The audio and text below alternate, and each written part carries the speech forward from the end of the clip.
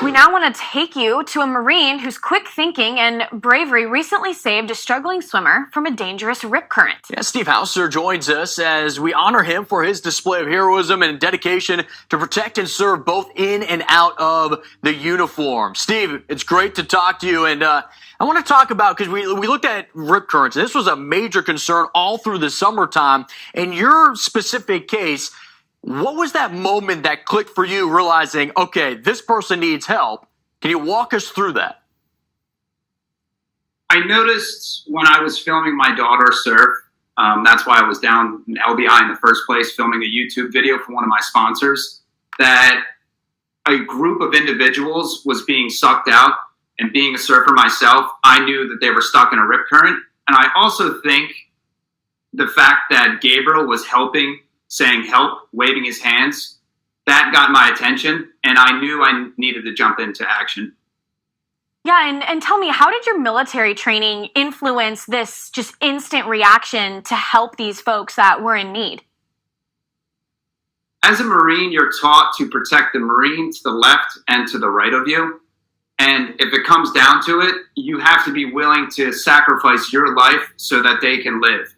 And I wasn't going to sit around and watch somebody drown, and I knew I needed to jump into action. And if that meant that I had to sacrifice myself so that he could live, then so be it.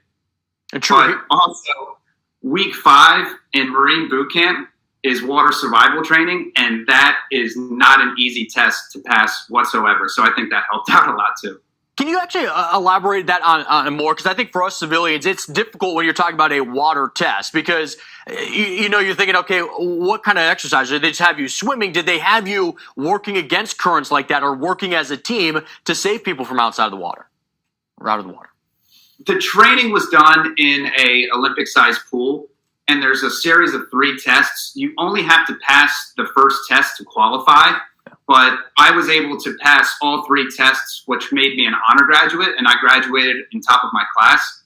But the survival techniques that you learn in the water, you have to take another Marine and swim him the length of a Olympic-sized pool with all of your gear on. That includes your helmet, your uniform, your boots, and all of his gear as well. And you have a rifle slung around your back as you're doing it. It's not easy. I'm a good swimmer, but I found that test to be extremely difficult. Yeah, and you know what, Steve? One of my best friends from college, he's currently going through Marine training right now. I think week 5 is right around the corner for him, so I might have to give him a heads up that this is coming his way. I'll tell you what, I don't know if I could do it. I can almost guarantee I couldn't do it.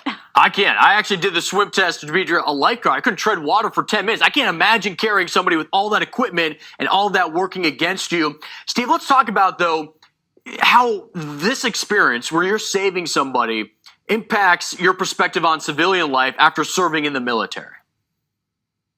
I think they go hand in hand. The military, I owe everything to it. To my crazy organizational skills that you see here in the background, to how I carry myself throughout the day, whether it's waking up in the morning and going for a run, or whether it's doing all the chores that I don't want to do. They just need to get done. The mission needs to get done. If there's one thing the military taught me, it's to appreciate the small things in life, whether it's a warm meal or a hot shower or the roof over your head. Don't take anything for granted, because you never know what you have until you lose it all.